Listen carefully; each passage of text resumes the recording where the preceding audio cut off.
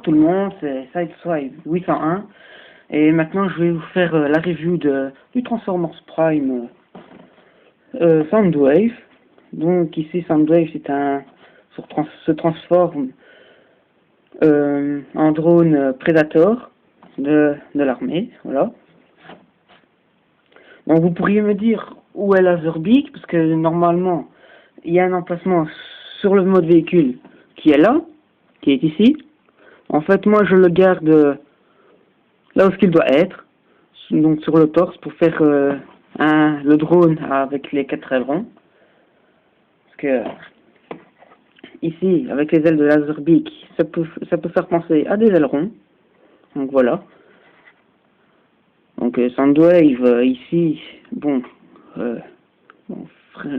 niveau détail, ben, c'est bien. C'est assez bien. On a un peu de les lignes de structure ici, là, un peu partout ici. Donc on en a sur le réacteur aussi.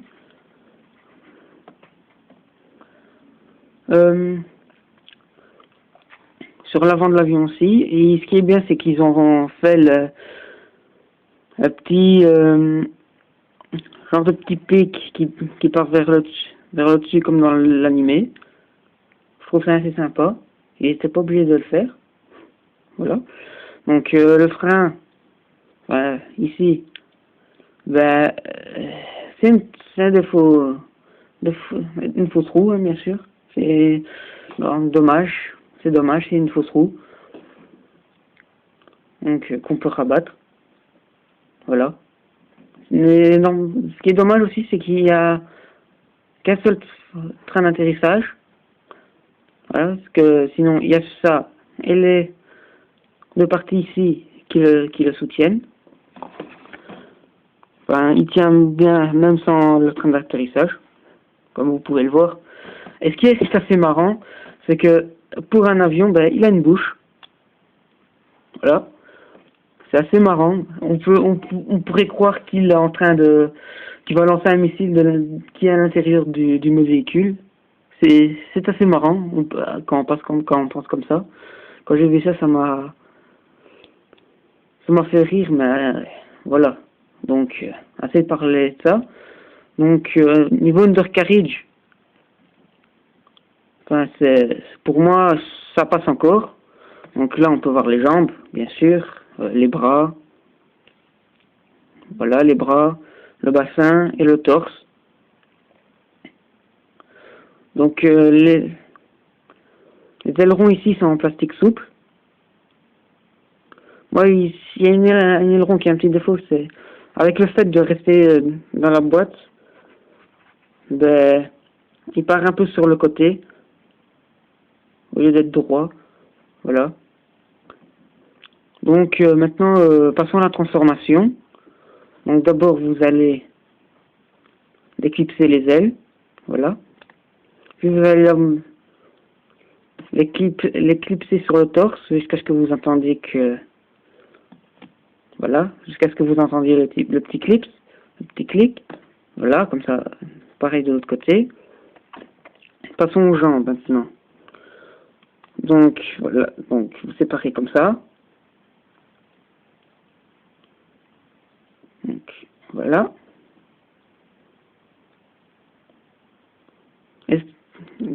Non, rien, je vais vous le dire après.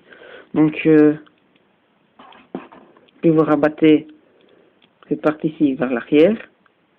Il y a un genre de petit cran ici pour tenir. L'arrière de le dessous de l'avant, vous le rabattez vers l'arrière. Vous rabattez le pied. La partie ici servira en fait de talon. Donc pareil de l'autre côté. Donc voilà.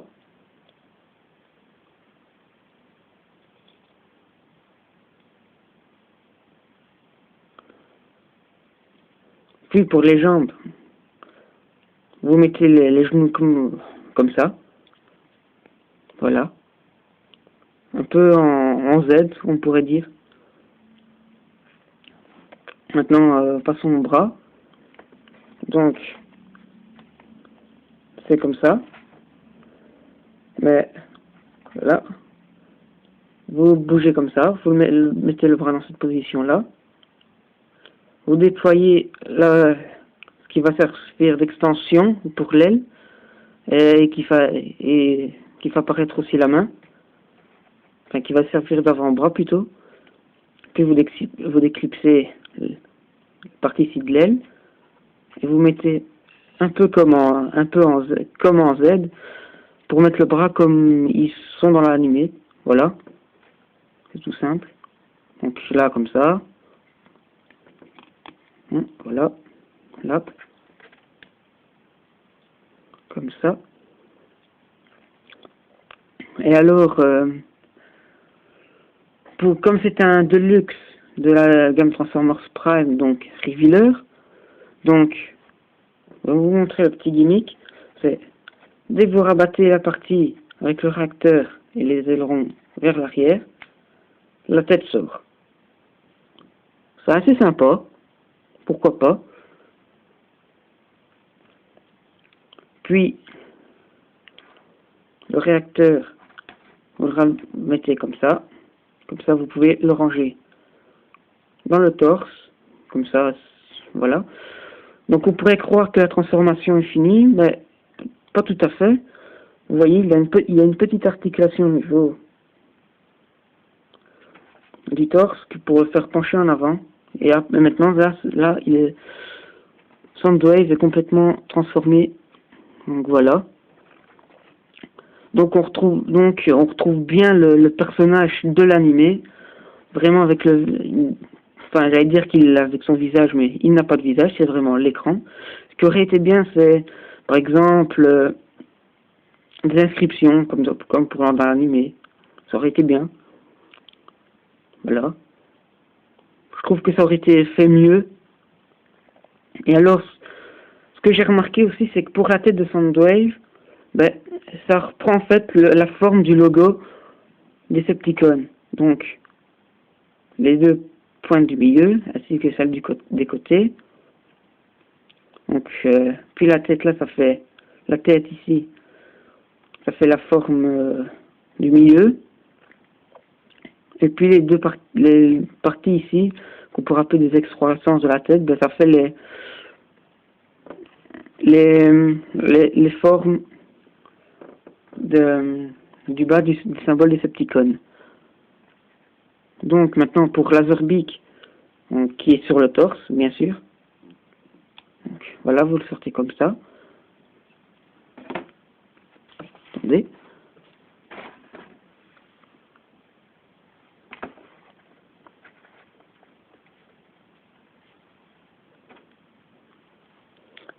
Puis vous rabattez les ailes comme ça.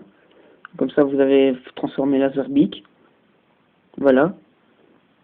Et comme ça il est comme il doit être quand il capture l'agent Fowler dans un des 5 épisodes Darkness Rising. Et ce qui est bien, c'est que vous voyez, il y a un trou dans les deux mains. En fait, c'est pour pouvoir mettre Laserbeak dedans.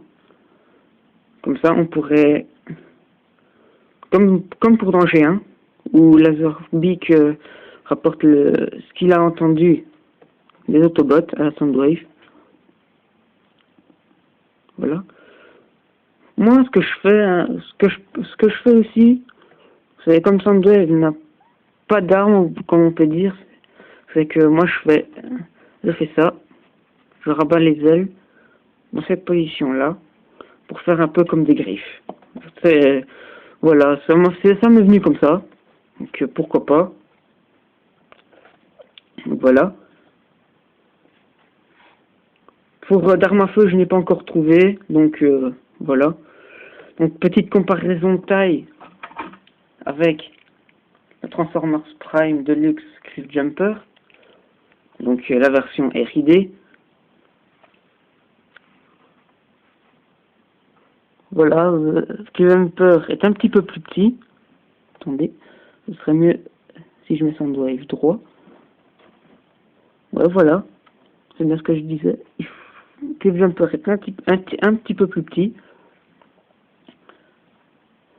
Donc voilà, Cliff Jumper qui suivra en termes de review. Et Cliff Jumper ici c'est en fait je l'ai customisé un peu, donc je vais vous montrer tout ça lors de sa review. Donc Soundwave, donc bon, remettons Laserbeak lorsqu'il doit être. Voilà. Ce que je trouve, pour moi personnellement, je trouve que Laserbeak est mieux sur son torse, parce que sinon ça fait un genre de vide, un creux dans Soundwave. Voilà, c'est un peu disgracieux pour moi. Donc niveau articulation, ben on a la tête sur un ball joint et un peu sur ce qui fait sur le système qui fait sortir la tête qui est sur ressort. Donc dès que vous voulez bouger la tête, ça fait revenir en position. Donc la tête sur ball joint, l'épaule ici, donc là, le bras ici, le coude qui a une double articulation, donc sur ball joint et comme ça. Voilà. Enfin, l'avant-bras comme ça. Enfin, c'est à cause de la transformation.